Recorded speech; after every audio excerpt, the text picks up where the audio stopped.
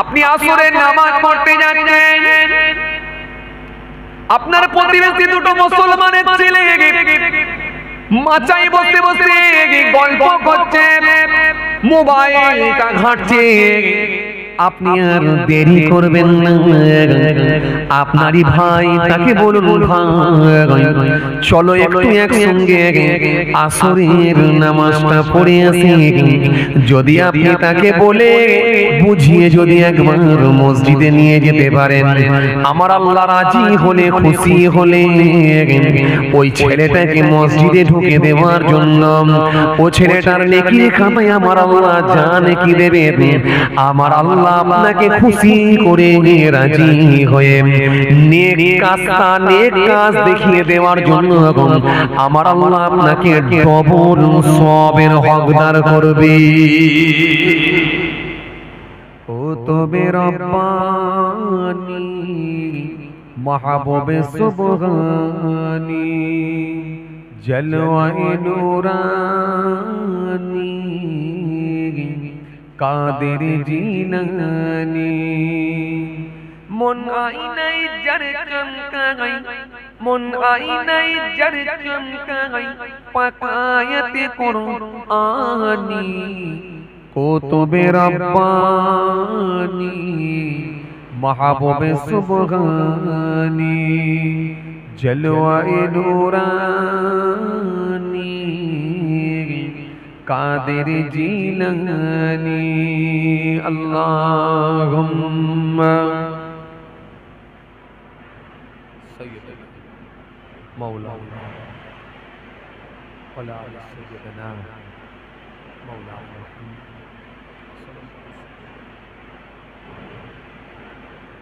পীর গাউস আমার কুতুব দারাই জন্মনেন যখন, জিলানি যত গর্ভবতী ছিল গো তখন, যন্ত্রণা মুসাবির বেতাই গেল যে ভুলে, সবাই আপনি আপন পুত্র পেয়ে নিজে পেয়ে ওই কোলে, 1100 গর্ভবতী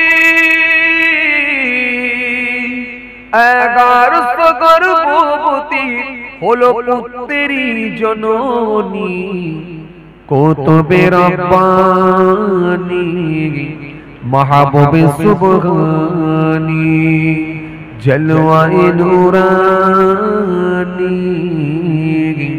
কাদের জিলানি। আল্লাহুম্মা সাল্লি আলা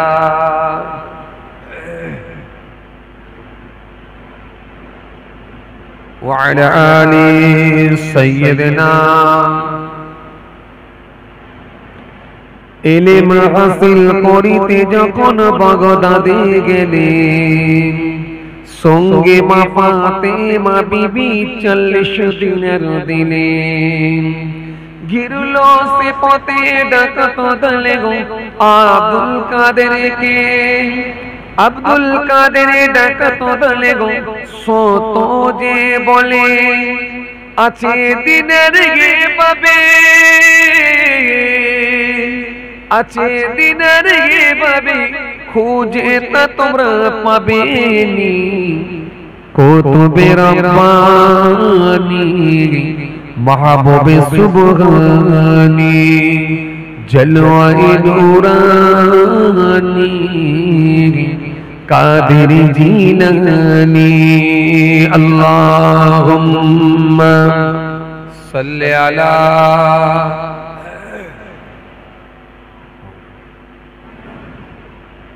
ওয়া আলা আলি সাইয়্যিদিনা। ইয়া নবী ইয়া নবী ইয়া নবী ইয়া নবী ইয়া নবী ইয়া নবী ইয়া নবী ইয়া নবী ইয়া নবী ইয়া নবী ইয়া নবী ইয়া নবী ইয়া নবী ইয়া নবী পড়ুন ইয়া নবী ইয়া নবী ইয়া নবী ইয়া নবী ইয়া নবী ইয়া নবী या नबी या नबी रौनके जिंदगी आपगे रौनके जिंदगी आपगे रौनके जिंदगी आपगे मेरी सारी खुशी आपगे मेरी सारी खुशी आपगे या नबी या नबी या नबी या नबी या नबी या नबी या नबी या नबी या नबी या नबी या नबी या नबी या नबी या नबी या नबी या नबी अल्लाहुम्मा सल्ली अला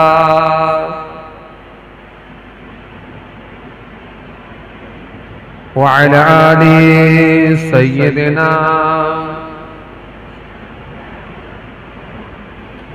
وقال الله تعالى في كلامه المجيد والفرقان الحميد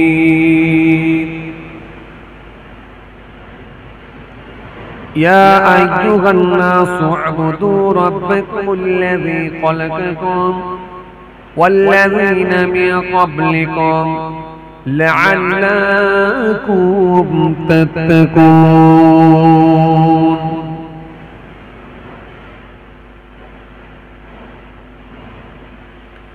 وقال النبي صلى الله عليه وسلم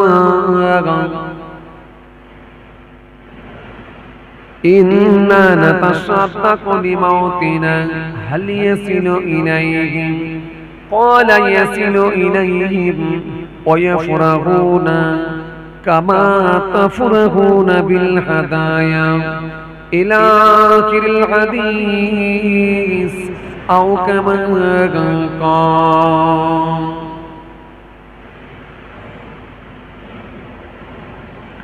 प्यारे हाज़िर मजलिस শ্রদ্ধেয় দিনদার ইমানদার পরেজগার মুত্তাকি বয়োজ্যেষ্ঠ আল্লাহওয়ালা প্রবীণ মানুষেরা আজকের মাহফিলে বসে থাকা নামাজি রোজাদার দিনদার খোদা ভীরু আল্লাহওয়ালা মানুষেরা আজকের মাহফিলে বসে থাকা আমার যুবক সাথী মহব্বতের ভাইরা আজকের মাহফিলে বসে থাকা আমাদের ঘরের সন্তানেরা আমার ছোট ছোট ভাই বোনেরা দূর দূরান্তে বাড়িতে বসে থাকা পর্দার আড়ালে ও অন্তরালে আমার মা বোন বেটিরা সকলকে আমি আমার অন্তরস্থল থেকে সালাম এবং মুবারকবাদ জানিয়ে খুব অল্প সময় সংক্ষিপ্ত কিছু বয়ান করে আপনাদের খেদমত থেকে বিদায়। পাশাপাশি আরো জানাই যারা আর ইহলোকে নাই আল্লাহর জামিন ছেড়ে বিদায় নিয়েছেন নশ্বর ধাম ত্যাগ করেছেন আমাদের থেকে যারা পৃথক হয়ে গেছেন মাত্র ৩.৫ হাত জায়গা অধিকার করে অপেক্ষায়রত ইন্তজার করছেন ওয়েট করছেন সেই কিয়ামতের দিনের জন্য ইলা ইয়াউমিল কিয়ামাহ রোজ হাসর দিনের জন্য জানাই তাদেরকে আমি আমার অন্তরস্থল থেকে সালাম এবং মুবারকবাদ। আল্লাহ পাকের রহমত প্রত্যেক ঈমানদারের উপর হোক, আমরা জোরে বলি আল্লাহুম্মা আমিন। মাশাআল্লাহ আলহামদুলিল্লাহ। আজকে শিয়ালডাঙ্গা গ্রামে যুবক ভাইদের প্রচেষ্টায় আপনাদের সকলের সহযোগিতায় মহান আল্লাহ পাকের কৃপায় প্রতি বছরের ন্যায় এবছর আল্লাহ করিয়ে নিয়েছেন ইসালে সওয়াবের মাহফিল। আল্লাহ রাব্বুল আলামিন ভালোবেসে তার কিছু গুনাহগার বান্দাদেরকে দুনিয়াদারি সমস্ত রকমের পাপ কর্মগুলো থেকে বিরত রেখে একমাত্র মহান আল্লাহর সন্তুষ্টি তার হাবিবুল্লাহকে খুশি করার নিয়তে আল্লাহ কিছু তার গোলামদেরকে এক জায়গায় জমা করেছেন, এক জায়গায় বসার সুযোগ করেছেন। এজন্য মহান স্রষ্টার দরবারে আমরা শুকরিয়া আদা করার উদ্দেশ্যে বলি আলহামদুলিল্লাহ।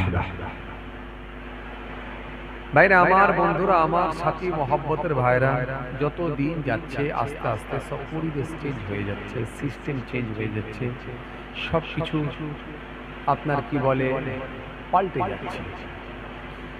আপনি একটা সবজি মার্কেট থেকে সবজি কিনে নিয়ে আসবেন, সেখানেও দেখবেন সবজির মধ্যে আর সেই টেস্ট নেই। দোকান থেকে আপনি মাল কিনে নিয়ে আসবেন, সেই ডাল, সেই সবজি, সেই আপনার কি বলে তেল, সেই মজা আর নেই। এই মজা স্বাদ যেন আস্তে আস্তে চলে যাচ্ছে। অনুরূপ ভাবে যদি আপনি দেখেন জলসা মাহফিলগুলো, তো আমরা কিছু মানুষ যাই, কিন্তু আমাদের ভেতরে আর শান্তি নেই, সেই মজাও চলে গেছে। কথা বুঝে আসছে। বর্তমান অবস্থাও ভালো না, দেশের অবস্থা ভালো না, পার্শ্ববর্তী দেশের অবস্থা ভালো না, রাজ্যের অবস্থা ভালো নয়। যত দিন যাচ্ছে হিংসার বাতাবরণ তত বেড়ে যাচ্ছে, হিংসুক লোক এত বেড়ে যাচ্ছে, মানুষের ভালো মানুষ দেখতে পারে না। মানুষ আরামের সঙ্গে জীবন যাপন করুক, এটা মোটেই চায় না।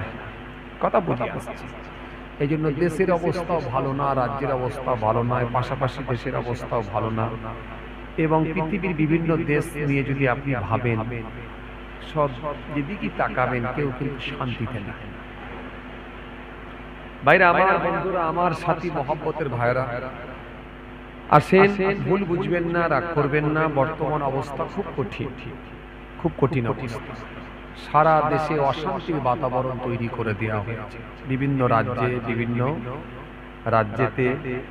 শুধু তাই নয়, বাংলাতেও বহুবার লাগিয়ে দিচ্ছে ঝগড়া, অশান্তি।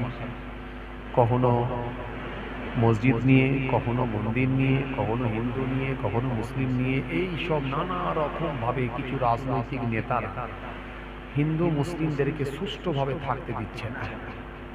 মানুষ যে যার মতো ধর্ম পালন করবে এটা করতে দিচ্ছে না। কিছু রাজনৈতিক নেতা একমাত্র তারা নিজেদের স্বার্থ সিদ্ধির জন্য, তাদের অস্তিত্বকে টিকিয়ে রাখার জন্য, তাদের গতিকে টিকিয়ে রাখার জন্য আজকে সর্বসময় শুধুমাত্র হিংসার বাতাবরণ তৈরি করে, ধর্মের বিভাজন তৈরি করে, শুধুমাত্র ধর্ম নিয়ে রাজনীতি ছাড়া আর অন্য কিছু না। ওরা কখনো একবারও বলে না, স্বাস্থ্যের কথা বলে না, চিকিৎসার কথা বলে না, উন্নয়নের কথা বলে না, চাকরির কথা বলে না, রুজিরুটির কথা বলে না। এই কথাগুলো কিন্তু তারা বলে না। তারা সব সময় যে কোনোভাবে শুধুমাত্র হিন্দু মুসলমানের মধ্যে লাগিয়ে দাও, দিয়ে আমাদের গদিকে ঠিক রাখো। আর বড় আফসোস কি জানেন, তৎকালীন সময় ব্রিটিশরাও এই প্ল্যান করেছিল, কিন্তু তাদের প্ল্যানটা সাকসেসফুল হয়নি, তারা ব্যর্থ হয়েছিল। কেন? তখনকার দিনে মানুষ ভালো ছিল, মানুষের মনগুলো ভালো ছিল। এই জন্য তখনকার সময়ে সেই মানুষগুলো সব এক প্ল্যাটফর্মে এসে এদেশে রক্ত দিয়ে হিন্দু মুসলিমদের দেশকে স্বাধীন করেছিল, ব্রিটিশ সরকারকে বিতাড়িত করতে বাধ্য করেছিল। কিন্তু আজকের দিনে কিন্তু কিছু রাজনৈতিক নেতারা নিজেদের স্বার্থ সিদ্ধির জন্য যেভাবে অরাজকতা তৈরি করছে, যেভাবে রাজনীতি তারা চালাচ্ছে, কিন্তু তারা অনেকটাই সাকসেসফুল হয়েছে। কারণ এর পিছনে একটাই কারণ, এখন ভালো লোকের সংখ্যা কমে যাচ্ছে। কারণ মানুষের ভেতরে এমন হিংসার ভেতরে ঢুকিয়ে দেওয়া হয়েছে, যার কারণে এটা ওদের, ওটা ওদের, এটা ওদের, এটা ওদের, এই ভাগ করে নিতে মানুষ শিখে গেছে। যার কারণে কিন্তু এই অরাজকতা তৈরি করতে খুব সহজ হয়েছে। তারা এইভাবে রাজনীতি করতে সক্ষম হয়েছে। যদি মানুষের মোটিভগুলো ঠিক থাকতো এবং উদার মনের যদি মানুষ হতো, মানুষের মধ্যে যদি হিংসা না থাকতো, তাহলে এই মানুষ কিন্তু এক প্ল্যাটফর্মে আসলে আজকের দিনেও কিন্তু রাজনৈতিক নেতারা গদি ছাড়তে বাধ্য হতো। কথা বলতে আসছে। কোথায় বাংলাদেশে কি হচ্ছে তার প্রতিশোধ এখানে নেওয়া হচ্ছে। কথা বুঝতে পারছেন? ভাবতে অবাক লাগে। কোথাও অন্য রাজ্যে কি হচ্ছে সে রাজ্যের প্রতিবাদ করতে গিয়ে আবার এইখানে সেই বদলা নেওয়া হচ্ছে। এখন বদলা নেওয়া নিয়ে ব্যাপার চলেছে, ভাবতে অবাক লাগে।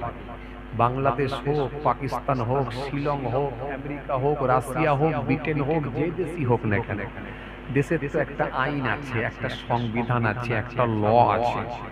দেশের একটা আইন আছে, সেখানকার সরকার আছে।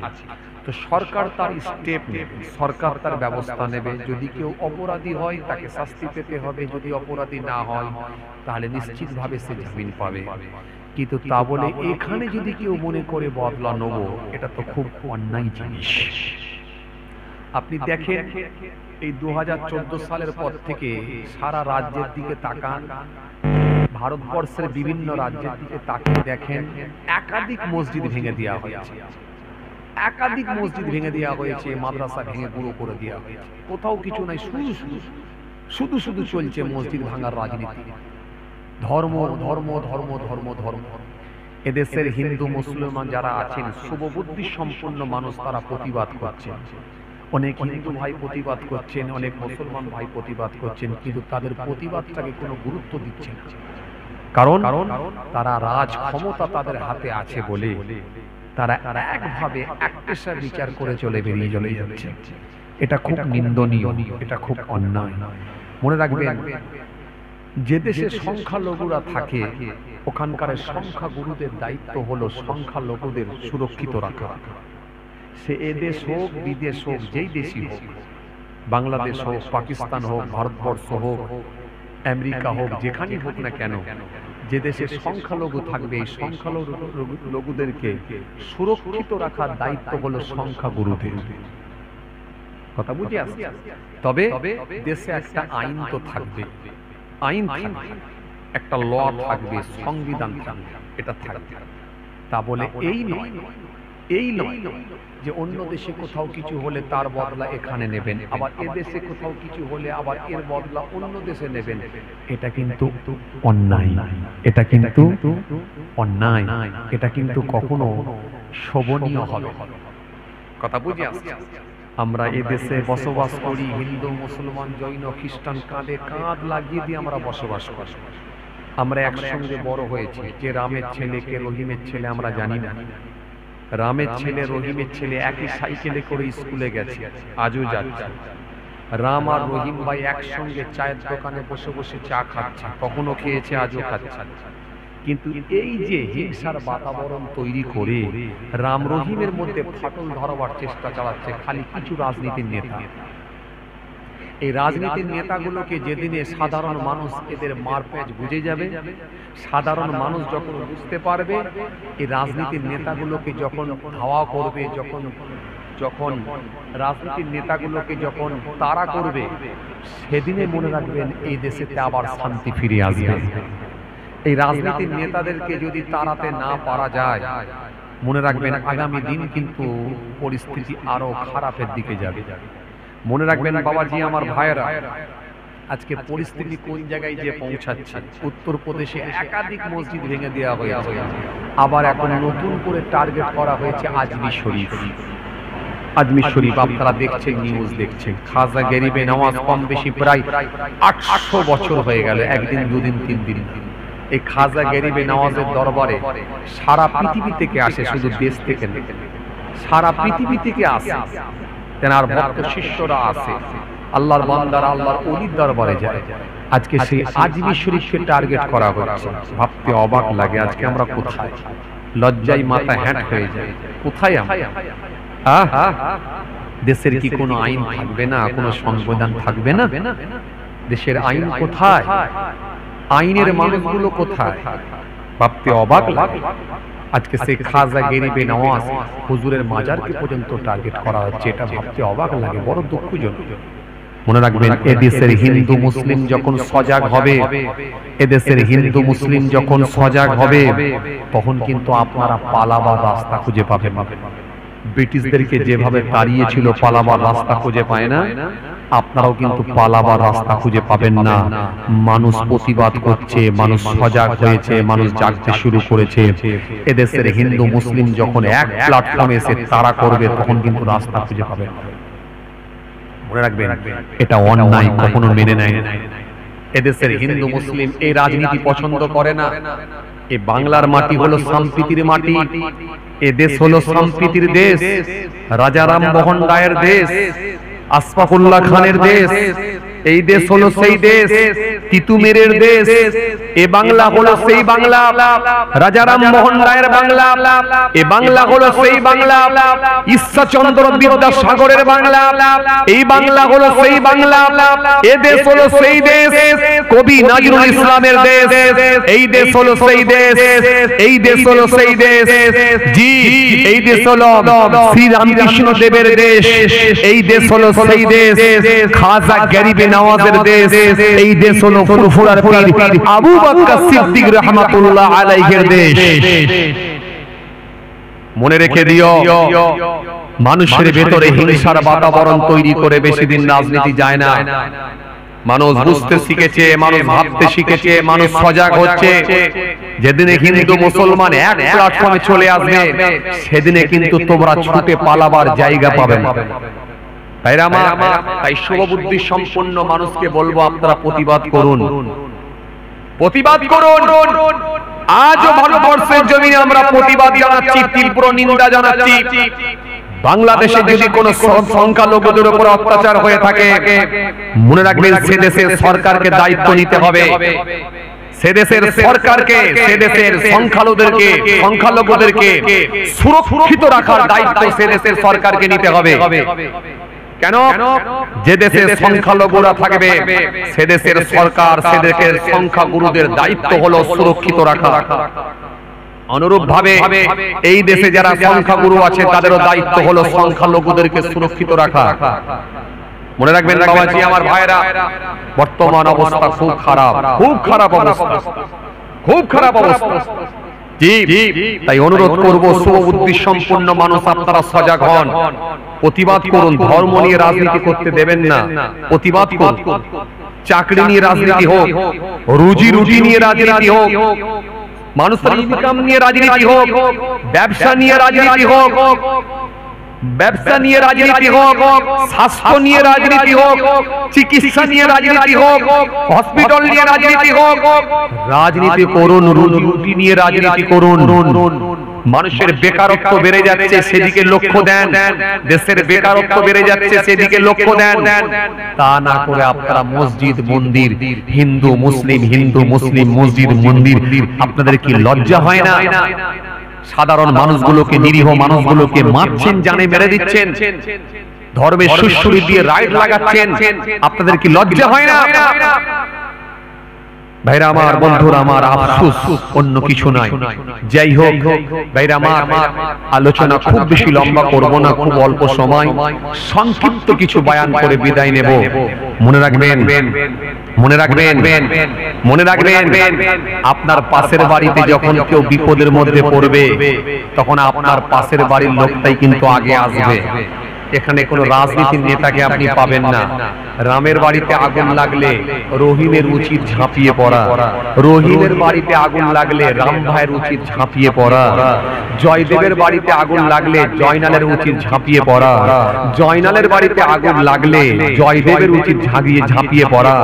এটাই হলো সম্প্রীতির বাংলা, এটাই হলো ভ্রাতৃত্বের বাংলা, এটাই হলো আদর্শের বাংলা, এটাই হলো কবি নজরুল ইসলামের বাংলা, এটাই হলো সেই ঈশ্বরচন্দ্র বিদ্যাসাগরের বাংলা, এটাই হলো রবীন্দ্রনাথ ঠাকুরের বাংলা, এটাই হলো ফুরফুরার পীর আবু বকর সিদ্দিক রাহমাতুল্লাহ আলাইহি দাদা হুজুরের বাংলা। ভাইরা আমার, বন্ধুরা আমার, সাথী মহব্বতের ভাইরা, চলুন আলোচনা আমি খুব বেশি করব না, যদিও আমি রাজনীতির লোক না, আমি রাজনীতি নিয়ে আলোচনাও করি না, আপনারা জানেন। আর আমি কারোর পক্ষপাতিত্ব করেও কথা বলি না, একেবারে নিরপেক্ষভাবে যেটা আমার মনে হয় বলি, নিরপেক্ষভাবে, কাউকে ইন্ডিকেট করে নয়, কাউকে লক্ষ্য করে নয়। কারণ আমি রাজনীতি করি না, তো কাউকে ইন্ডিকেট করে বলবো কেন? কাউকে টেনে তুলতে হবে আর কাউকে নামাতে হবে, এমন টার্গেট আমার নেই। আমি একটাই কথা বলবো, মানুষ সুরক্ষিত থাক, মানুষ আরামে থাক, সে হিন্দু হোক, মুসলমান হোক, খ্রিস্টান হোক, যে যার কর্ম করে খাক। কি কথা ঠিক বলছি না ভুল বলছি? ভাইরা আমার, বন্ধুরা আমার, সাথী মহব্বতের ভাইরা, চলুন আলোচনা খুব বেশি করব না, অল্প সময় সংক্ষিপ্ত কিছু বয়ান করে আপনাদের খেদমত থেকে বিদায় নেব। আমার দিনদার ইমানদার নেক আল্লাহওয়ালা ভাইরা, আসেন, খুব বেশি আলোচনা লম্বা নয়। মনে রাখবেন, আমরা হলাম ইসলাম ধর্মের মানুষ, আমাদের ধর্ম হলো ইসলাম। এই ইসলাম ধর্মের মানুষ বলে যখন আপনি নিজেকে দাবি করবেন, তখন আপনার করণীয় কাজগুলো আপনাকে জানতে হবে। একটা ইসলাম ধর্মের অনুসারী হলে আপনি শুধু মুখে নারী আর মাথায় টুপি আর পা পর্যন্ত জুব্বা দিয়ে শেষ না। আপনি যদি ইসলাম ধর্মের মানুষ হন, আপনার মধ্যে যেমন নামাজ থাকবে, যেমন রোজা থাকবে, আওকাত থাকলে অনুরূপভাবে হজ থাকবে, যাকাত থাকবে। এরপরে আপনার মা বাপের খেদমত করবেন, প্রতিবেশীর সঙ্গে সুসম্পর্ক রাখবেন, আত্মীয়ের সঙ্গে ভালো আচরণ করবেন, আপনি আত্মীয়ের সঙ্গে ভালো ব্যবহার করবেন, আপনার বাড়িতে দাস দাসী যারা আছে দাস দাসীর সঙ্গে ভালো ব্যবহার করবেন, আপনার বাড়িতে যারা আপনার দাস দাসী আছে এদের সঙ্গে ভালো ব্যবহার করবেন, ভালো আচরণ করবেন, আপনার অনাত্মীয় যারা আত্মীয় নয় তাদের সঙ্গে ভালো ব্যবহার করবেন, ভালো আচরণ করবেন, ভালো ব্যবহার করবেন, প্রতিবেশীর সঙ্গে ভালো ব্যবহার করবেন। সে হিন্দু হোক, মুসলমান হোক, খ্রিস্টান হোক, দেখার দরকার নাই। আপনার প্রতিবেশীর সঙ্গে আপনি সুসম্পর্ক রাখবেন, হাসি মুখে কথা বলবেন। জি, হাসি মুখে কথা বলবেন। জি, আমার ইসলাম আপনাকে সব একটা একটা করে শিখিয়ে দিয়েছেন। জি, শেষে আমার আল্লাহ সুন্দর করে বললেন, ওমা মালাকাত আইমানুকুম ইন্নাল্লাহু ইউহিব্বু মান কানা মুখতালান ফাকুরা। নিশ্চয়ই আমি আল্লাহ ফাকার কারণে ওয়ালাদেরকে পছন্দ করি না। অহংকারীদেরকে আমি আল্লাহ ভালোবাসি না। অহংকারী ব্যক্তিগুলোকে আমি আল্লাহ পছন্দ করি। এই কথা ঠিক কিনা ভুল বলেন? অহংকারী ব্যক্তিকে আমি আল্লাহ পছন্দ করি না। তাহলে আপনি যদি ভালো মানুষ হন তাহলে আপনার কিছু করণীয় কাজ থাকবে। সেটা কি? যেমন আপনার মধ্যে নামাজ থাকবে, রোজা থাকবে, যেমন আপনার আওকাত থাকলে হজ থাকবে, যাকাত থাকবে, অনুরূপভাবে মা বাপের খেদমত থাকবে, প্রতিবেশীর হক থাকবে, আত্মীয়ের সঙ্গে সুসম্পর্ক রাখবে, এতিম মিসকিনের সঙ্গে ভালো আচরণ করবে, অনাত্মীয় যারা তাদের সঙ্গে ভালো আচরণ করবেন, প্রতিবেশী যারা হবে তাদের সঙ্গে ভালো মিষ্টি ভাষায় কথা বলবেন, আপনার বাড়িতে দাস দাসী যারা থাকবে তাদের সঙ্গে ভালো ব্যবহার করবেন, আপনি যে খাবারটা খাবেন সেটা তাদেরকে খাওয়াবেন, আপনি যেমন নতুন জামা পরবেন ঈদের দিনে তাদেরকেও নতুন কাপড়, নতুন পোশাক আপনি তাদেরকে পরাবেন। এই টোটাল দায়িত্ব আপনাকে পালন করতে হবে। কথা কিছু বুঝতে পারছেন বাবাজি? এই কথা কিছু বুঝতে পারছেন আপনারা? তবে ধর্ম মানা হলো। ধর্ম মানে শুধু নামাজ আর দাড়ি টুপি এই পর্যন্ত ধর্ম নয়। এর সার্কেল অনেক বড়, এর গন্ডি অনেক বড়। এই যে কথাগুলো আমি বাংলায় বললাম না, আপনি ভাবছেন যে হুজুর মনে বানিয়ে বানিয়ে বলছে, বানিয়ে বলিনি। আল্লাহ কোরআনের মধ্যে বলেছেন ওয়া'বুদুল্লাহ ওয়া লা তুশরিকু বিহি শাইয়্যা ওয়া বিল ওয়ালিদাইনি ইহসান ওয়া বিযিল কুরবা ওয়াল ইয়াতামা ওয়াল মাসাকিন ওয়াল জারিল কুরবা ওয়াল জারিল জুনুব ওয়াস সাহিব বিল জানবি ওয়া বিস সাবিল ওয়া মা মালাকাত আইমানুকুম ইন্নাল্লাহা ইউহিব্বু মান কানা মুখতালান ফাখুরা। যেগুলো আমি বাংলা বললাম এগুলি হচ্ছে কোরআনে আল্লাহ বলেছেন। আপনারা বুঝতে পারছেন? আর আল্লাহর কথা মানে আপনাকে মানতে হবে। এই নির্দেশ কার? কথা বলেন, আওয়াজ আওয়াজ। এই নির্দেশ কার? আল্লাহ। তাহলে আল্লাহর কথা আপনাকে সবটাই একটা একটা করে মানতে হবে, তবেই আপনি ধর্মকে পরিপূর্ণভাবে মানতে পারলেন। কথা বুঝে আসছে? বুঝে আসছে বাবাজি? শুধু একা নিজে খাবো বললে হবে না, নিজে একা দাঁড়ি টুপি করে নামাজ পড়ে বেরিয়ে যাও বললে হবে না। হে তরুণিয়া নওজওয়ান জওয়ানেরা, ইয়া মাবুরুদ্দিনেরা, বাবা রাসূলকে দিয়ে আপনি যেমন নামাজ পড়বে, আপনার প্রতিবেশী একটা ভাইকে নামাজের তালিম দেবে। আপনি যেমন ভালো কাজগুলো করবেন, অনুরূপভাবে আপনার প্রতিবেশী একটা ভাইকে ভালো কাজ করার নির্দেশ দিয়ে দেবে। আপনি আসরের নামাজ পড়তে যাচ্ছেন, আপনার প্রতিবেশী দুটো মুসলমানের ছেলে মাচায় বসে বসে গল্প করছে, মোবাইলটা ঘাঁটছে। আপনি আর দেরি করবেন না, আপনারই ভাই তাকে বলুন, ভাই চলো একটু একসঙ্গে আসরের নামাজটা পড়ে আসি। যদি আপনি তাকে বলে বুঝিয়ে যদি একবার মসজিদে নিয়ে যেতে পারেন, আমার আল্লাহ রাজি হলে, খুশি হলে ওই ছেলেটাকে মসজিদে ঢুকে দেওয়ার জন্য ও ছেলেটার নেকির খাতায় আমার আল্লাহ যা নেকি দেবে, আমার আল্লাহ আপনাকে খুশি করে নিয়ে রাজি হয়ে নেক কাজ দেখিয়ে দেওয়ার জন্য আমার আল্লাহ আপনাকে ডবল সওয়াবের হকদার করবে। কথা কিছু বুঝে আসছে? যে এইভাবে আপনার পরিবারকে আপনাকে বাঁচাতে হবে। পরিবারকে যেমন বাঁচাবেন আপনার প্রতিবেশীকেও বাঁচাবেন। রাস্তা দিয়ে হাঁটবেন, যে বেনামাজি তাকে নামাজের তালিম দেবেন। জি, যে ছেলেটা অন্যায় করছে তাকে আপনি সৎ উপদেশ দেবেন। বাবা, কেউ অন্যায়টা করুনি, বাপ তুমি গালাগালি করছো কেন বাপ? খবরদার, গালাগালি জিনিসটা ভালো না, মুখ খারাপ করে। হ্যাঁ, গালাগালি করছো কেন? আপনি এর সৎ উপদেশ দেবেন, নেক রাস্তা তাকে দেখাবেন, ভালো রাস্তা দেখাবেন। এই দায়িত্ব তো আপনাকে নিতে হবে, তবেই তো নেকি পাবে। এইজন্য আবু হুরায়রা রাদিয়াল্লাহু তাআলা আনহু থেকে বর্ণিত হাদিস এসেছে, আল্লাহর নবী বলেছেন, কাউকে নেক কাজের দিকে আহ্বান করলে, ডাক দিলে তার ডাকে সাড়াদানকারী যে পরিমাণ সওয়াব পাবে, যিনি ডেকে নেক রাস্তা দেখিয়ে দেবেন, মহান আল্লাহ খুশি হয়ে গিয়ে তাকে ডবল সওয়াবের হকদার করবেন। একটু জোরে বলবেন না? আর একটু জোরে বলবেন না? আর একটু খুশি মনে বলবেন না? নেক রাস্তা দেখিয়ে দেবেন, মহান আল্লাহ খুশি হয়ে গিয়ে আপনাকে ডবল সওয়াবের হকদার করবেন। তারপর বুঝতে পারছেন, এগুলো অফার। এই অফারে আপনার কাজ হয়ে যাবে, অনেক কাজ। এই অফার মাঝে মাঝে আমার আল্লাহ দিয়ে দিয়েছে, এগুলো তুলে নেবার দায়িত্ব হলো আপনার, তুলে নেবার দায়িত্ব হলো আমার। এই অফার গুলোকে কাজে লাগে। জুম্মার দিনে যখন নামাজ পড়তে যাচ্ছেন,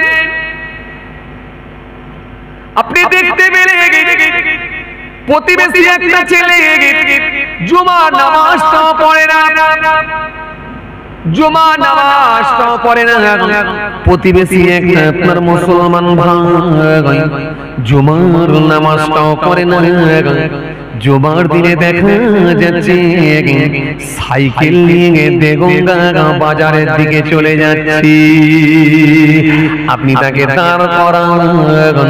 দাঁড় করিয়ে দিয়ে আপনি ওই ছেলেটাকে নামাজের একটু নির্দেশ দেন, নামাজের একটু তালিম দেন, নামাজের একটু শিক্ষাটা দিয়ে মিষ্টি ভাষায়, মার্জিত ভাষায় শেখা। এই যে তালিম দেবেন, শেখাবেন, এটা এমন ভাবে দেবেন যাতে করে পেঁচ না কেটে যায়। কি বললাম? পেঁচ না কেটে যায়। কেন? বেশি টাইট দিলে জানবেন পেঁচ কেটে যায়। কাটে না? কথা বলা, হ্যাঁ না কিছু বলছেন না কেন? বেশি টাইট করলে কি হয়? পেঁচ কেটে যায়। পেঁচ কেটে গেলে কি হবে? Nut falls. এই নাট যেন ফলস না হয়ে যায় এমন ভাবে। তার মানে কেমন? তার মানে কেমন? আপনি যখন দেখছেন ওই যুবক ছেলেটা জুম্মার নামাজ না পড়ে চলে যাচ্ছে, দাঁড় করা, আপনি হাজী সাহেব নিশ্চয়ই আপনার বলার রাইট থাকবে, অধিকার থাকবে। দাঁড় করা, দাঁড় করিয়ে বলুন, বাবা ছেলে, বাবা ছেলে, বাবা ছেলে, তুমি জুম্মার নামাজটা না পড়ে কোথায় চলে যাচ্ছে বাবা? চাচা আমি একটু বাজারে যাচ্ছি। তো আজকে জুম্মার দিন জুম্মার নামাজটা পড়লে না বাবা, বাজারে চলে যাচ্ছ? হ্যাঁ, কদিনের দুনিয়া, মানুষ মরে গেলেই তো সব শেষ হয়ে যাবে বাপ। মানুষ মারা গেলেই তো সব শেষ, কেউ কারো খবর রাখবে না। খালি নিঃশ্বাসটা বন্ধ হতে দাও, তুমি লাশে পরিণত হয়ে যাবে। যতক্ষণ তোমার শ্বাস চলছিল তোমাকে খালেক ভাই, মালেক ভাই, রহিম ভাই, জব্বার ভাই, করিম ভাই, সত্তর ভাই বলে তোমাকে ডাকে। কিন্তু তোমার নিঃশ্বাসটা বন্ধ হয়ে গেলে আর খালেক ভাই নয়, মালেক ভাই নয়, শরীফ ভাই নয়, রহিম ভাই নয়, করিম ভাই নয়, তুমি লাশে পরিণত হয়ে যাবে। লাশ। লোকে এসে জিজ্ঞাসা করবে লাশটা কোথায়, কেউ বলবে ওই দিকের আছে। লোকে এসে জিজ্ঞাসা করবে লাশটা কোথায়, কেউ বলবে গোসল দেওয়া হচ্ছে। লোকে এসে জিজ্ঞাসা করবে লাশটা কোথায়, কেউ বলবে কাফন পরানো হচ্ছে। লোকে এসে জিজ্ঞাসা করবে লাশটা কোথায়, বলে জানাজার নামাজ পড়া হবে বলে লাশটাকে ঘাড়ে করে নিয়ে মাঠে নিয়ে যাওয়া হচ্ছে। নিঃশ্বাসটা বন্ধ হলেই তো সব সিরিয়াস। কিসের হুড়োহুড়ি, কিসের মারামারি, কিসের অহমিকা, কিসের এত দাপাদাপি, কিসের এত আওয়াজ? যারা চিৎকার মেরে কথা বলো তারা কি ভাবছো তোমরা কি অনেকদিন বাঁচবে? না, কোন সময় মালিকের ডাক এসে যাবে, তুমি যেই হও চলে যেতে হবে। ধনীও হতে পারে, গরিবও হতে পারে, বড় লোকও হতে পারে, বড়ও হতে পারে, বাচ্চাও হতে পারে, যেই হোক না কেন মালিকের ডাক আসলেই চলে যাবে। স্রষ্টার ডাক আসলে চলে যেতে হবে, তুমি লাশে পরিণত হয়ে যাবে। সবাই তোমাকে লাশ বলবে, লাশ। তোমাকে আর খালেক ভাই, মালিক ভাই, রহিম ভাই বলে ডাকবে না। তো কিসের তোমার এত অহংকার, কিসের তোমার এত বলার জোর? এই পৃথিবী তো খুব বেশি দিনের না, এটা হলো ক্ষণস্থায়ী, এটা তো চিরস্থায়ী নয়। সামান্য 50 বছর, 60 বছর, 70 বছর বাঁচবে, 30 বছর বাঁচবে, 40 বছর বাঁচবে, তাতেই এত আওয়াজ, তাতেই এত লম্বা চওড়া কথা না। কথা সংযত ভাবে বলো, কথা অঙ্ক কষে বলো, হিসাব করে বলো, মার্জিত ভাষায় বলো, বিনয়ের সঙ্গে কথা বলো, বলার ভঙ্গিমা ঠিক রাখো। এই বলার ভঙ্গিমা তোমাকে ঠিক রাখতে হবে, শিষ্টাচার বজায় রাখতে হবে। তোমার কাজ হলো শিষ্টাচার বজায় রাখা, আদব ঠিক রাখা। তোমার কাজ হলো প্রতিবেশীকে শান্ত রাখা। কিসের তুমি মুসলমান হয়েছো? ধর্ম যদি কিছু না বোঝো, ইসলাম ধর্ম আপনাকে সব শিখিয়েছে, সব শিখিয়েছে, সব শিখিয়েছে ইসলাম ধর্ম আপনাকে। বুখারী শরীফের মধ্যে এসেছে, আল্লাহ নবী সাল্লাল্লাহু আলাইহি ওয়াসাল্লামকে একদিন ডেকে নিয়ে গেলেন সাহাবীরা। ইয়া রাসূলুল্লাহ, হাবিবাল্লাহ, হুজুর চলেন হুজুর। আল্লাহ নবী সাল্লাল্লাহু আলাইহি ওয়াসাল্লাম গেলেন। আল্লাহ নবী সাল্লাল্লাহু আলাইহি ওয়াসাল্লাম যখন গেলেন, যাওয়ার পর আল্লাহ নবী দেখতে পেলেন 3টে লাশ। কটা? কথা কয় না, কটা? 3টা লাশ রাখা আছে। 3টা পর পর পর পর 3টে লাশ রাখা আছে। 3টে লাশ। আল্লাহ নবী একটু চুপ করে দাঁড়িয়ে গেলেন। সাহাবীদের ভেতরে এই 3টে লাশের মধ্য থেকে একটা লাশের দিকে সাহাবীরা ইন্ডিকেট করলেন। ইন্ডিকেট করে বারবার বারবার বারবার আগুনের ইশারা দিতে লাগলেন, দিয়ে বলি, ইয়া রাসূলুল্লাহ, হাবিবাল্লাহ, হুজুর এই মানুষটা খুব ভালো মানুষ হুজুর, এই মানুষটা খুব নেক মানুষ হুজুর, এই মানুষটা খুব আল্লাহওয়ালা মানুষ হুজুর। হুজুর এই 3জনই নামাজি, 3জনই রোজাদার, 3জনই পরেজগার, 3জনই খোদাভীরু, 3জনই ধর্মভীরু। কিন্তু এর ভিতরে হুজুর এই যে মানুষটার দিকে আমরা ইন্ডিকেট করছি, এই মানুষটার ব্যবহারটা অত্যন্ত ভালো ছিল হুজুর। এই লোকটার ব্যবহারটা অত্যন্ত ভালো ছিল হুজুর। হুজুর ছোট ছোট করে কথা বলতো, মার্জিত ভাষায় কথা বলতো, হাসি মুখে কথা বলতো হুজুর।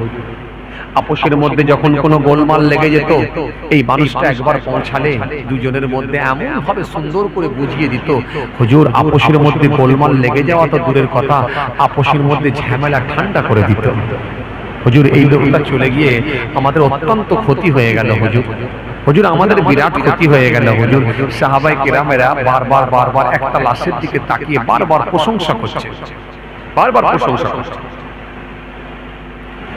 আল্লাহ নবী সেই সময় বলেন, সাহাবীরা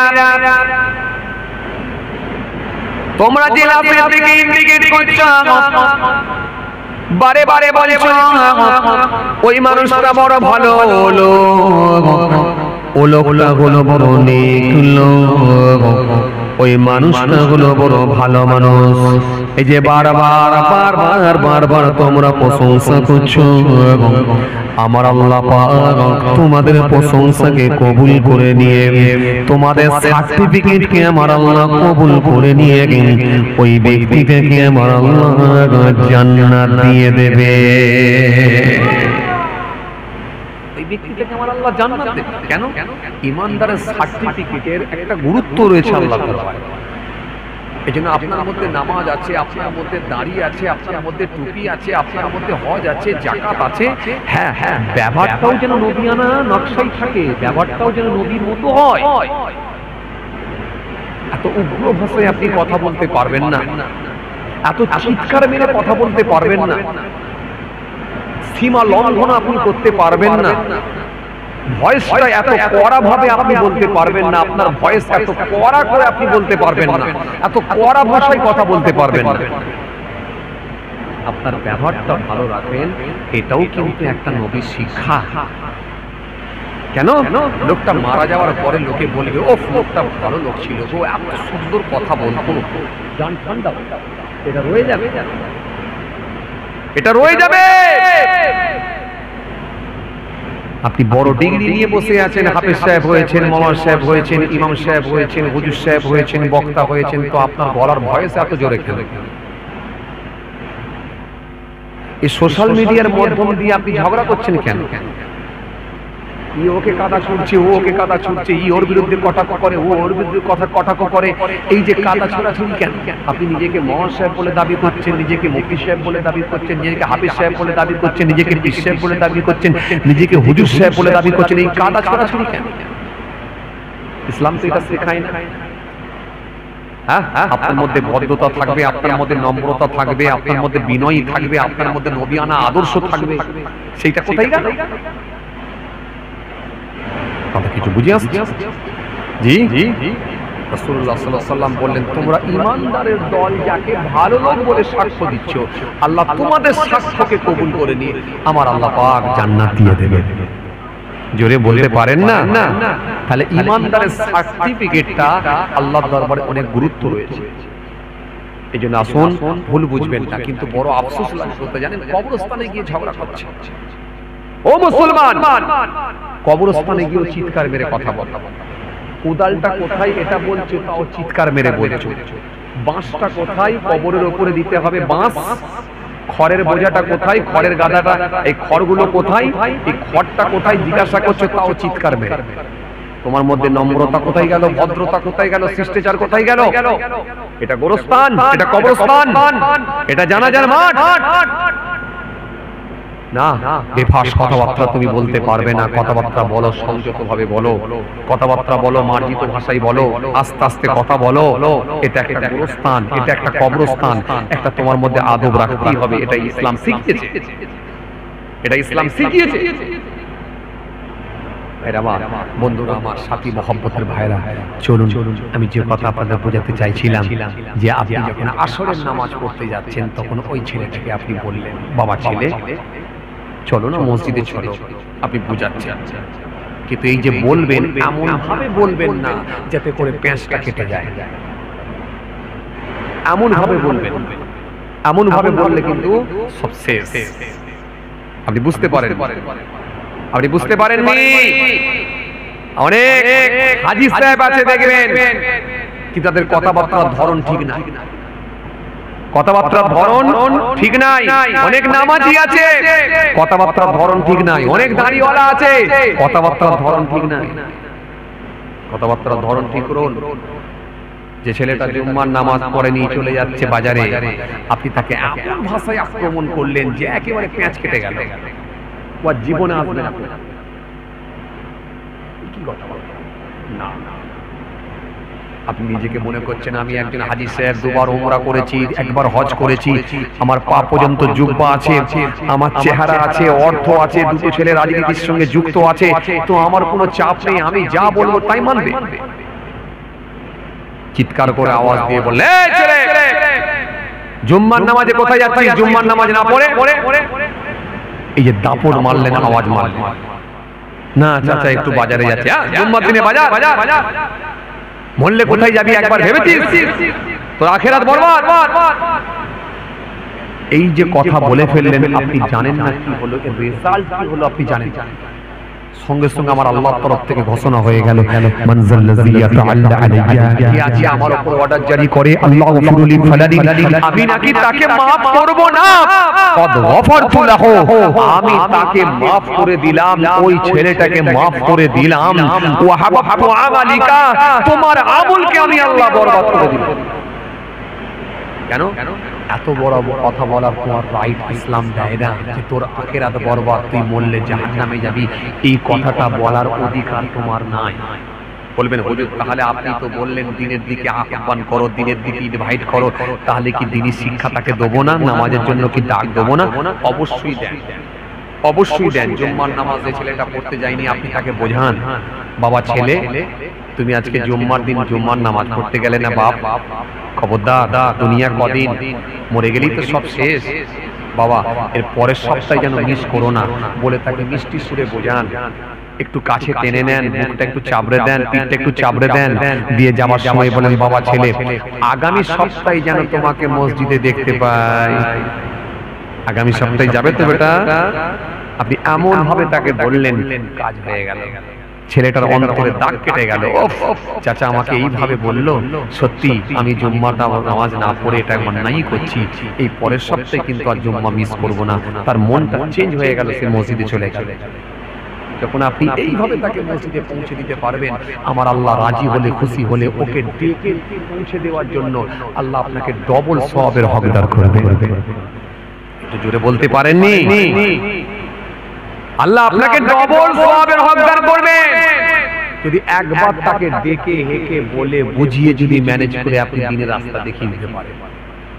এটা করুন, এটা কাজ করুন, ইনশাআল্লাহ আল্লাহ আপনাকে খুশি হয়ে সওয়াব দেবে।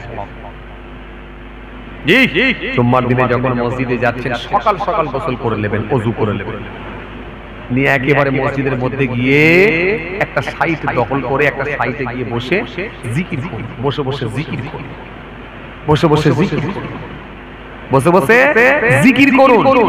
যখন আজান শুরু হবে, আজান যখন শুরু হবে, তারপর আপনি আস্তে আস্তে আস্তে আস্তে আজান যখন শুরু হবে, তখন আস্তে আস্তে আজান হয়ে যাওয়ার পরে সুন্নাত নামাজগুলো পড়ে নেন। তাহিয়াতুল ওযু, দুখুলাল মসজিদ, কাবলাল জুম্মা, বাদাল জুম্মা, আখিরি জোহর, পর পর পর পর পর পর সব পড়ুন পড়ুন।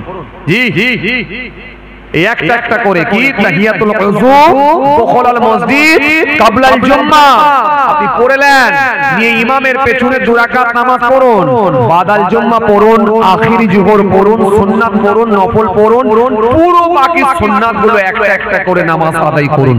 করে কমপ্লিট করে যখন শেষে আপনি বাড়ি যাবেন, রাসূল বলছেন ওই ব্যক্তিটার গমনাগমনের পথে, আসা যাওয়ার পথে প্রত্যেকটা কদম ফেলার বিনিময়ে আমার আল্লাহ খুশি হয়ে গিয়ে 1 বছরের নফল নামাজ, 1 বছরের নফল রোজার সওয়াব আল্লাহ তার নেকির খাতায় লিখে দিয়ে থাকে।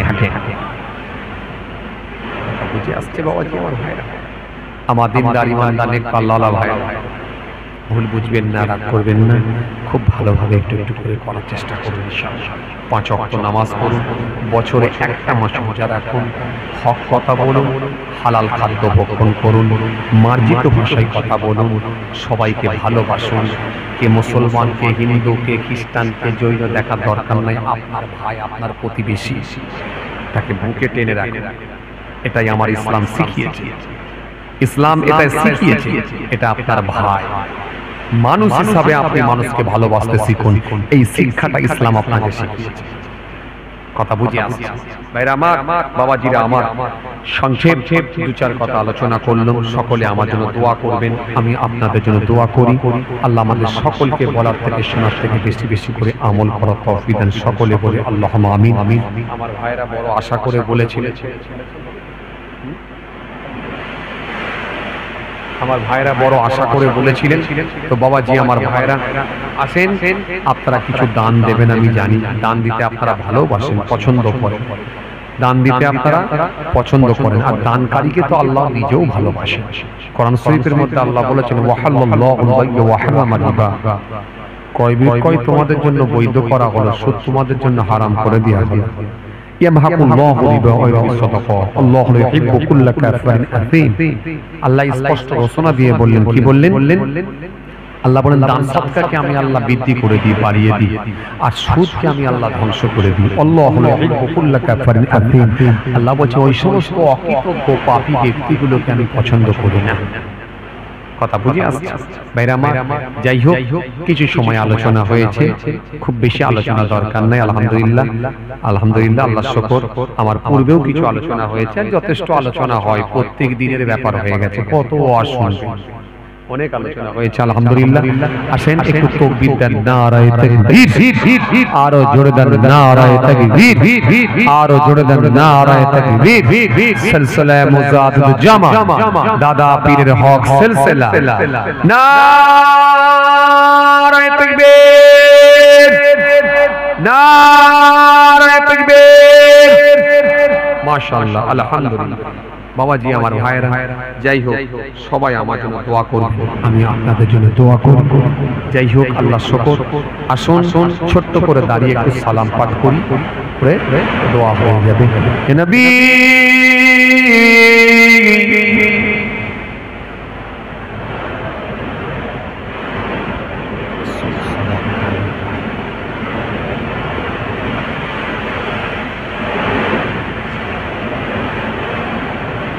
सलावतुल्लाह अलैका।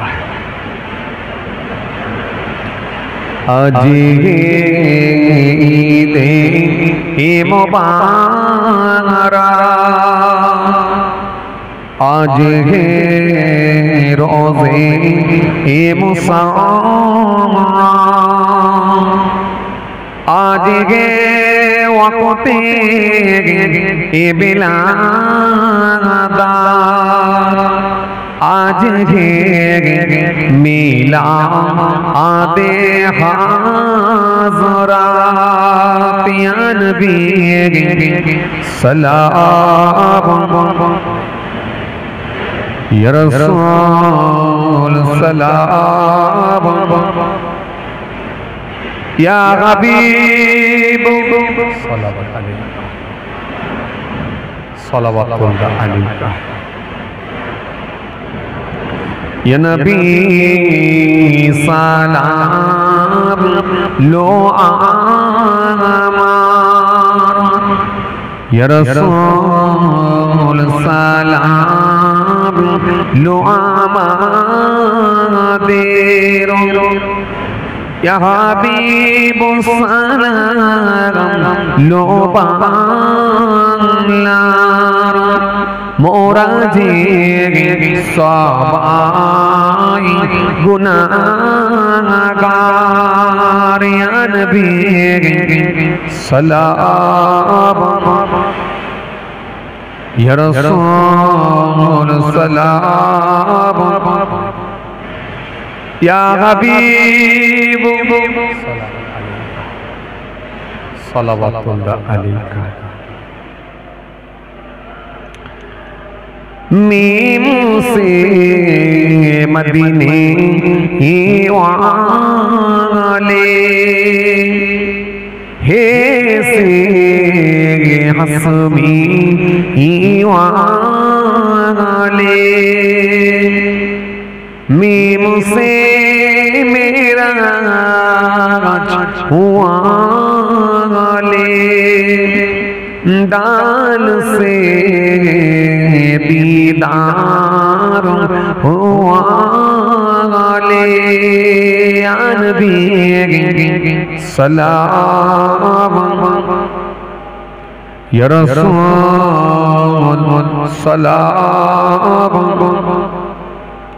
या हबीब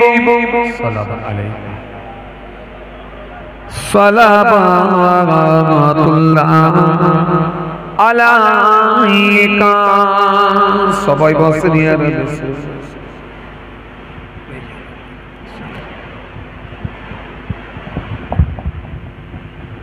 दुरूद शरीफ अल्लाहुम्मा सल्लि अला सय्यिदिना